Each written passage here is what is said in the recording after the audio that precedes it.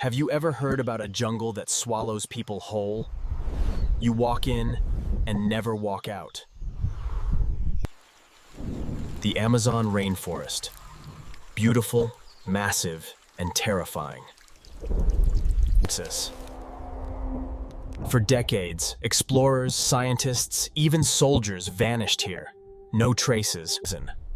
In 1925, explorer Percy Fawcett went searching for the lost city of Z. His Some say they were killed by tribes. Others believe they found the city and chose never to return. But what if something deeper hides there? Magnetic fields, lost time, or forces we can't explain. Satellites show parts of the Amazon no human has ever reached. Entire tribes live there, untouched. So, does the jungle really swallow people? Or do people lose themselves in secrets older than time itself?